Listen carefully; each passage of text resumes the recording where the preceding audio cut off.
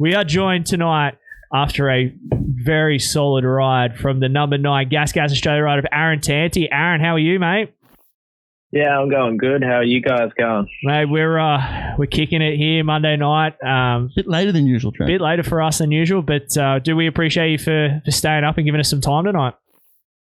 No, that's cool. I'll always stay up past this time anyway, so it's easy. That's it. Hey, mate, good ride for you on the weekend. Solid bounce back. You can definitely tell that you're starting to clear up some of those injuries and those final 2 motos. It was 3-3, I'm pretty sure. Dude, that was some solid rides in those back-to-backs. Yeah, thank you. Yeah, it was definitely a good way to, leave the round, finishing the back-to-back so strong with the, going 2-3 to a third overall and then back-to-back. So it was a bit of a disappointing first moto for myself. Yeah. But that was, I don't know, it was almost expected in a way. Only being my third race back, second national on the 450. Yeah. The intensity is high in that class at the moment, and I ran the high intensity for the first half, 3/4 of the moto, and I just pumped up a little bit. Yeah. Which sucked, and if I stayed in that top 5, I would have been on the podium, so that's an even tougher pill to swallow. Yeah, but I mean, as you said, second national back, you've been battling injuries through the preseason. You're finally sort of getting on top of all that sort of stuff. As well as getting on a 450. Like, that's a big task in itself, is transitioning onto that into a bike we haven't got settings on. Like, that's a big task already. Yeah. So it must feel pretty good that you're starting to see the direction change and you're starting to make some gains here. Yeah, 100%. Like you said, it's a new brand to me this year, as well as being the 450. So getting that limited time on it before I, hurt myself. I think I did a total of 30 hours on my bike. Leading into round 2 for round 1 for me, but round 2. So I was, a long way behind, even with the whole testing and everything. I really didn't get a chance to do any of that till with the suspension to sort it out properly after Canberra, which has helped me a lot building before this round at Maitland, and it definitely showed in my riding. I'm confident in my bike and definitely feeling a lot more at home. Yeah, you could definitely tell that. And one thing, Nick, the good thing about the coverage is I had, the cameras there and around the guys and that back-to-back. And, you had that solid, I thought it was 3, but my apologies, second in that first one. And then I'm like, because, obviously you could see you pump up in that first 30-minute moto, and I'm thinking, can Aaron back this up? And then when you got on the camera, dude, and you started talking, I'm like, Aaron's doing this again. Like, you were not out of breath. You did not look tired. I was like, Aaron's going to go put another spanking on the boys, and you went out and showed exactly the speed that Aaron Tanti's got.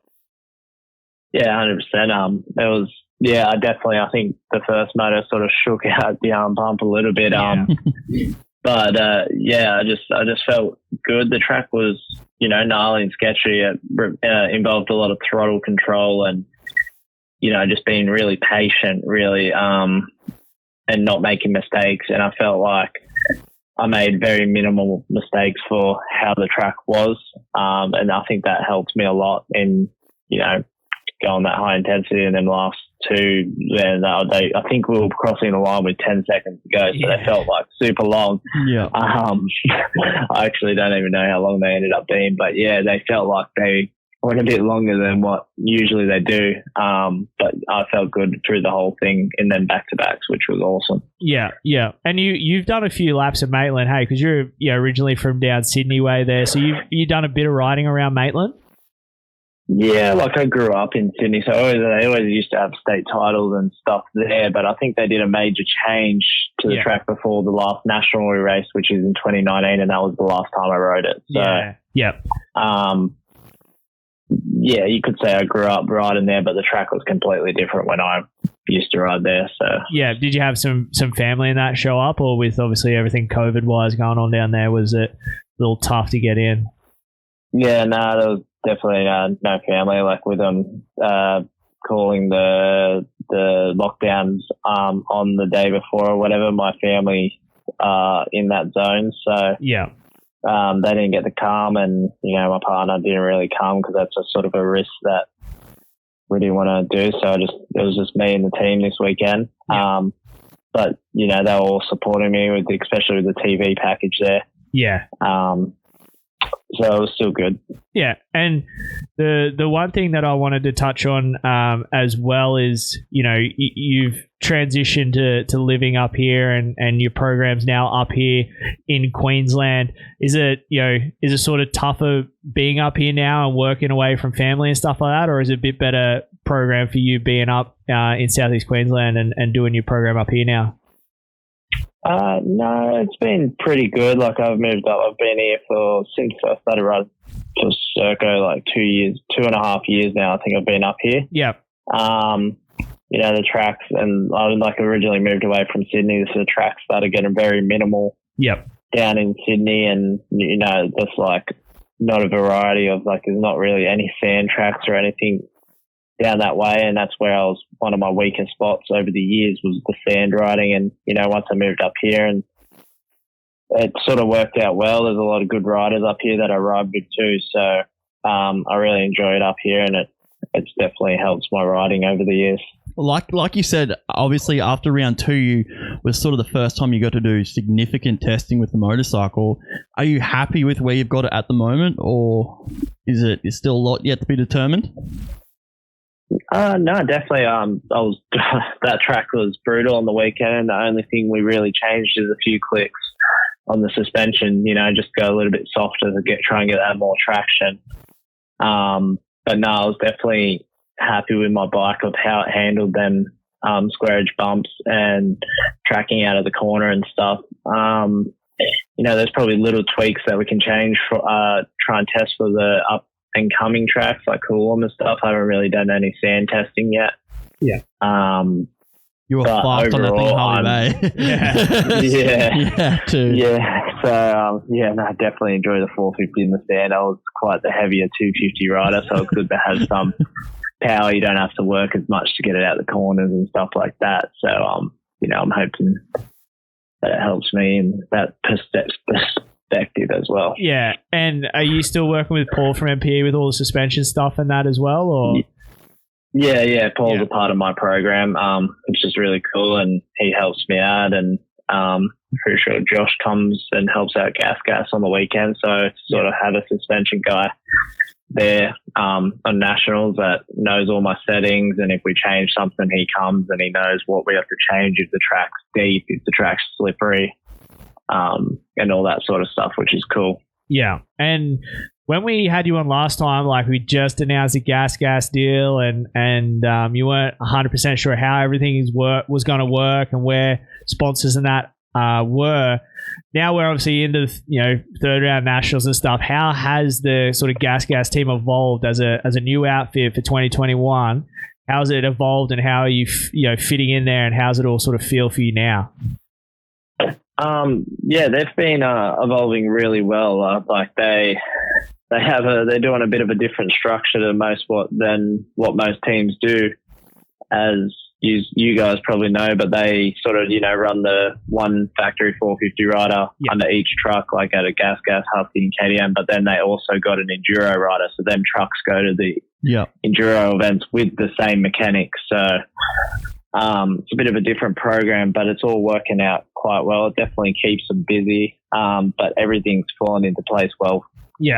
For us guys, and we all work together, and it works quite well. I'm going to start spreading the rumour, Trent, that Kerrod Morris is the official test rider for Aaron Tanti. Spend a lot of time in Toowoomba, hanging, obviously riding with Barham and Kerrod when he decides to put a set of gear on. So that's the new rumour. Kerrod's the official test rider. He's for pushing Aaron it around.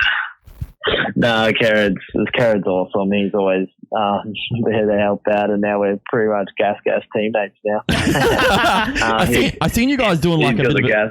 I seen you guys doing like an enduro course the other day. That thing looked pretty cool, hey? Yeah, we were just, riding out at Barham's and, the track was a little bit dry and we were just riding back over to the shed and we just, spotted some logs. So we started hopping them and we got a bit carried away and the machine come out and put a little course together. That's sick, dude. That was good fun. We were like doing sprint laps around it, trying to beat each other's times, and we were like, "Holy shit, this is actually hard."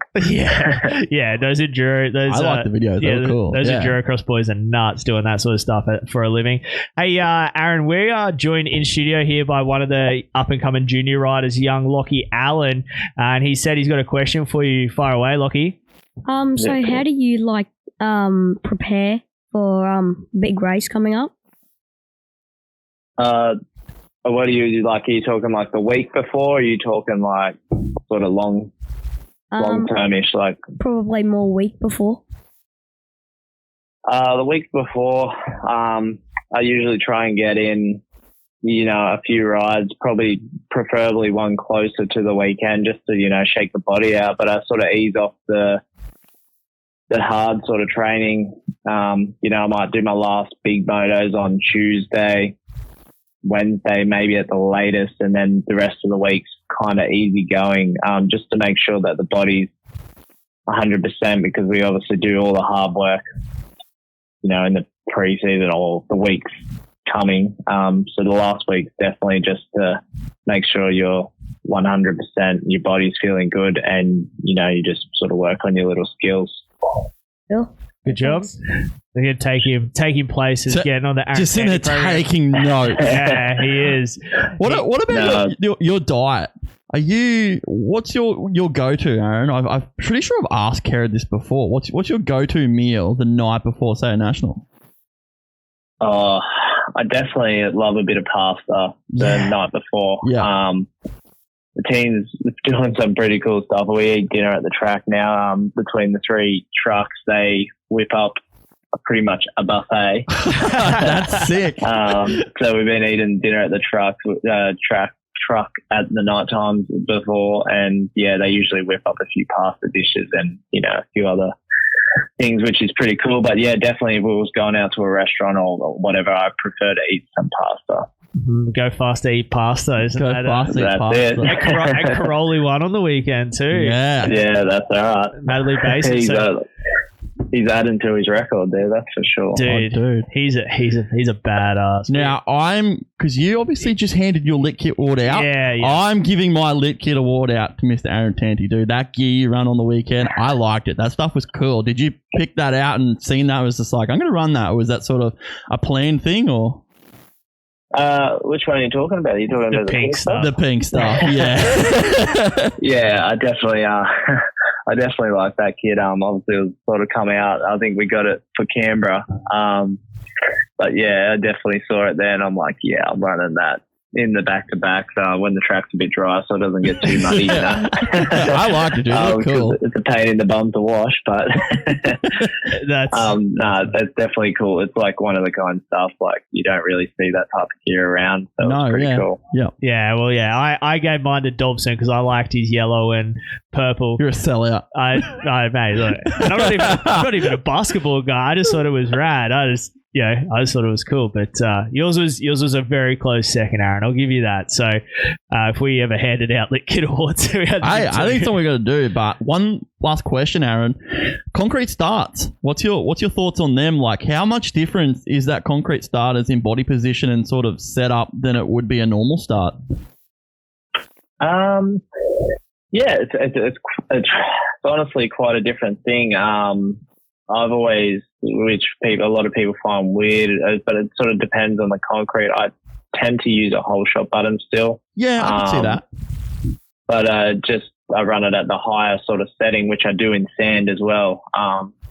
Just so you have that, like, because on the other side of the gate, it's hard to keep the front wheel down. Yeah. But concrete start, you definitely. We saw it on the live stream. Everyone doing the burnout. Well, that was my next. The tire. Is that the sole reason you're doing, just to get tire heat? Because man, there was a smoke show there between the two back to backs. No, definitely to get the heat in the tire, and it's sort of like lays a bit of rubber down on the concrete as well as put that the angle of the tire to like where it should be. Gets it to get bite a little better. Yeah. yeah, it's honestly a lot of traction on the rear wheel is what you want. So, we're sitting in the middle of the seat and leaning back, like our chest ain't over the bars. There was like a side angle of you. I think it was the last motor of the day. There was a side angle of you and your body position. It just looked odd. Like obviously you're trying to get your weight as far back as possible. It just looks so strange. Yeah, I like it. It's cool. Yeah, it's different. Yeah, no, it definitely is a strange position when you're looking at it. But yeah, it's honestly.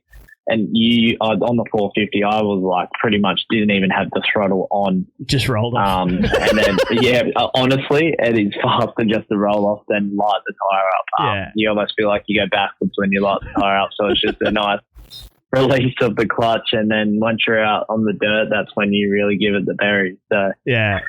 No, it was. I was watching it and I'm just watching tires just disintegrating. I'm like, all right, that's warm now, boys. And he's like, someone, I can't remember who it was just sitting there, and I'm like, that thing's warm, but I just said, I'm sure one of the dudes was clicking gears. They just won Daytona, just like shifted up. No, it's definitely yeah, definitely. It's pretty crazy. And then you just seeing all the smoke coming out the back of the bike. Everyone's going, what's going on? Yeah. But it's a good time. Cool. But man, we had to get you on, as I said, after the ride you put on, the first one, pumping up, but that's okay because you had the speed early. You went, 3/4 of that race running up the front, a little bit more fitness, dude, and you're right in amongst that top group. And it's deep at the front of that field. So you're no joke at the moment. But, man, more of that and see the big red gas up front would be pretty rad to see in these coming rounds. Yeah, no, 100%. It's back field this year. And, yeah, I'm definitely taking a win from the weekend. And, I finished really high, like with the last moto being a podium. And I think the team's happy with that. And, I've got to be happy with myself from – the preparation that I've had. So, it's only getting better from here. We're probably going to have a bit of an extended break again. So, I'll just be there and put in the work. So, there's nothing else I can do. No, dude, we appreciate your time. Thanks for joining us tonight. And as I said, we'll try and get you on a little bit later in the championship. And another guy, Nick, that we need to try and get in studio as well is Aaron Tanti. Yeah. I reckon Carrot and Aaron together. Yeah. And KJ. We can definitely make that work. And KJ. Hey, KJ. That's got a recipe. Hey, we just turned the mics on. We walk out. Me and you, we'll go have dinner. We'll let you run it. We'll come back. Yeah, we'll run the show. We'll see what the boys are talking about. Cool. Thanks for having me, guys. No worries. Thanks, Aaron. We'll talk to you soon.